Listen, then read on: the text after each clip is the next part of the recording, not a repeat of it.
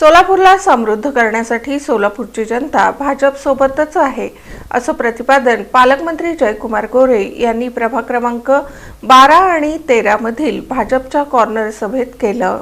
सोलापूर शहराला विकासाच्या दिशेने नेण्याचा संकल्प भाजपनं केला आहे। त्यामुळे सोलापूरला समृद्ध करण्यासाठी सोलापूरची जनता भाजपसोबतच आहे असं प्रतिपादन पालकमंत्री जयकुमार गोरे यांनी केलं। महानगरपालिका निवडणुकीसाठी प्रभाग क्रमांक 12 आणि 13 मधील भाजप उमेदवारांच्या प्रचारार्थ रविवारी साईबाबा चौक इथं नागरिकांच्या प्रचंड गर्दीत भाजपची भव्य कॉर्नर सभा झाली। या प्रसंगी व्यासपीठावर आमदार देवेंद्र कोठे, प्रभाग क्रमांक 12चे उमेदवार विनायक कोंड्याल, सिद्धेश्वर कमटम, सारिका खजुर्गी, अर्चना वडनाल, तर प्रभाग क्रमांक 13चे उमेदवार सुनीता कामाठी, सत्यनारायण गुर्रम, विजय चिप्पा, अंबिका चौगुले यांच्यासह स्थायी समितीचे माजी सभापती राजमहिंद्र कमटम, माजी उपमहापौर प्रवीण डोंगरे, भाजपचे उपाध्यक्ष श्रीनिवास दायमा, मंडल अध्यक्ष अक्षय अंजिखाने, सुनील दाते, सुरेश तमशेट्टी, दत्ता पाटील, शंकर चौगुले, दिनेश घोडके, महादेव घोडके, जनार्दन एमुल, अरुण साळुंखे, शिवाजी साळुंखे यांची उपस्थिती होती। पालकमंत्री जयकुमार गोरे पुढे बोलताना म्हणाले की सोलापूरचं भविष्य ठरवणारी ही निवडणूक आहे। सोलापूर शहराचा विकास करण्याची क्षमता फक्त भारतीय जनता पक्षातच आहे। स्मार्ट सिटीच्या माध्यमातून सोलापूर शहराच्या वैभवात भर टाकण्याचं काम भाजप सरकारनं केलं, परंतु विरोधकांनी स्मार्ट सिटीला बदनाम करण्याचा प्रयत्न केला। केवळ टीका केल्यानं शहराचा विकास होऊ शकत नाही। केंद्रात आणि राज्यात भाजपचं सरकार आहे, तसंच सोलापूर जिल्ह्याचं पालकमंत्री पद देखील भाजपकडेच आहे। सोलापूर शहराला मिळणारा विकास निधी भाजपच्या माध्यमातूनच येणार आहे। त्यामुळं शहराच्या सर्वांगीण विकासासाठी सोलापूरकरांनी भाजपच्या उमेदवारांच्या पाठीशी राहावं असं आवाहन पालकमंत्री जयकुमार गोरे यांनी केलं। विधानसभा निवडणुकीनंतर लाडकी बहीण योजना बंद पडेल अशी टीका खासदार प्रणिती शिंदे करत होत्या, परंतु भाजप सरकारनं ही योजना सुरू ठेवली।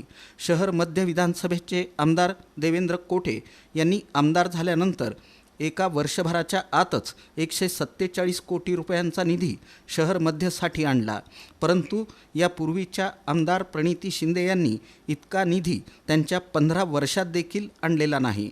ज्यांनी महाराष्ट्रावर राज्य केलं त्यांना महापालिकेच्या निवडणुकीत 102 उमेदवार देखील मिळत नाहीत, हे दुर्दैव आहे।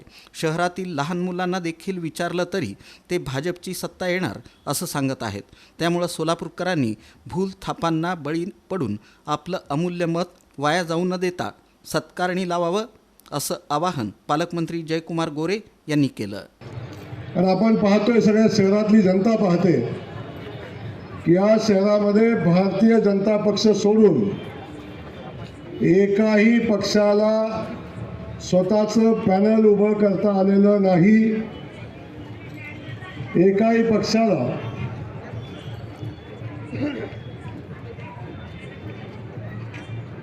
पेक्षा अधिक उमेदवार उभे करता आले नाहीत।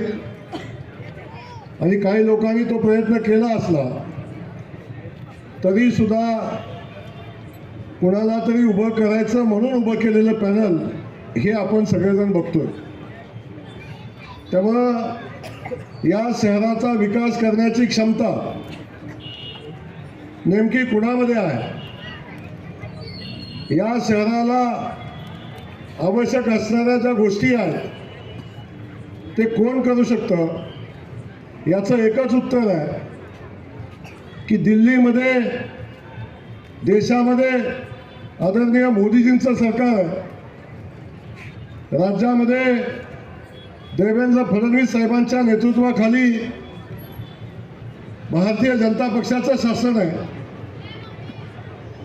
आणि जिल्ह्यामध्ये पालकमंत्री म्हणून जयकुमार गोरे आपल्या समोर उभा आहे।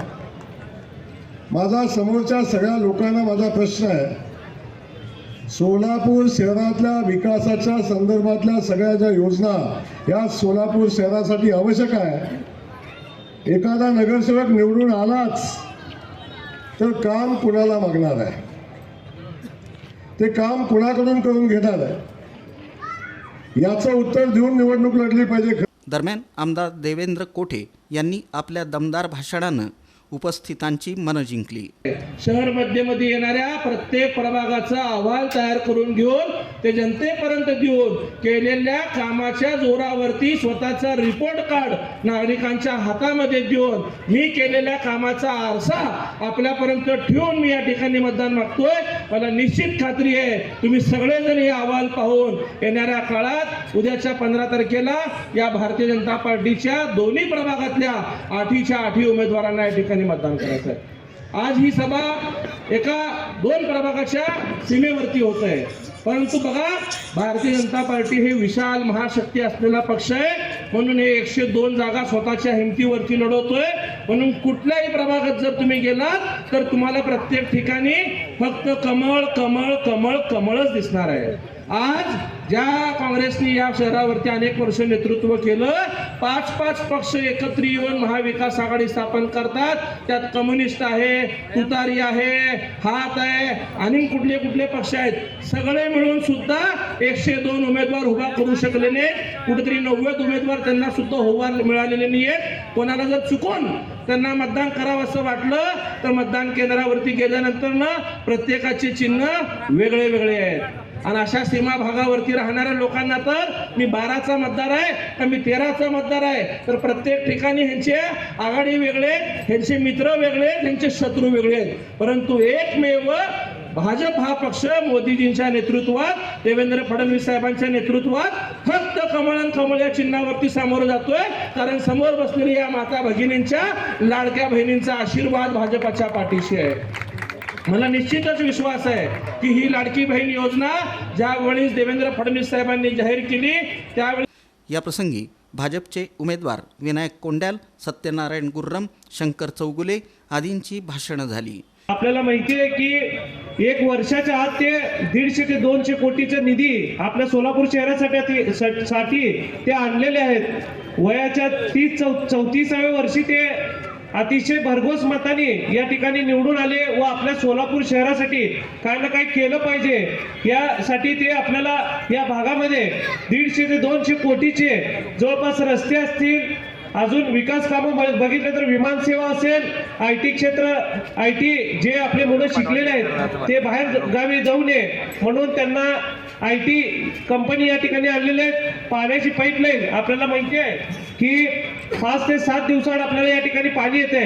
त्यांचं एक मानस आहे की आपल्या सोलापूर शहराला रोज पाणी पुरवठा मिळाला पाहिजे. अजून एक म्हणजे आपल्याला दररोजची समस्या असलेली पाण्याची. देवेंद्रदादांनी आमदारकी झाल्या पहिल्या अधिवेशनाच्या पहिल्याच दिवशी त्यांच्या भाषणात विधानसभेत मागणी अशी केली की सोलापूरचा पाण्याचा गंभीर प्रश्नासंबंधी मंत्री महोदयांना त्या संबंधी खुलासा करावा लागला की यासाठी आम्ही त्वरित अंमलबजावणी करू. तेव्हा मंत्री ताबडतोब दुहेरी पाईपलाईनसाठी मोठी निधी मंजूर झाला. लवकरच आपल्याला दिवसाआड दिवस पाणी पुरवठा देवेंद्रदादांच्या प्रयत्नामुळे होणार आहे.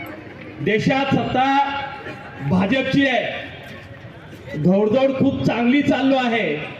महाराष्ट्रात देवेंद्र दादांचा, फडणवीस साहेबांचा सत्ता, भाजपची सत्ता आहे आणि आपल्या सोलापुरात सुद्धा भरघोस निधीसाठी आपण सर्वच्या सर्व 75+ देवेंद्र दादांचा मानस आहे तो पूर्ण करूया आणि आपल्या सोलापूरमध्ये भाजपचा झेंडा फडकूया असा निर्धार करूया.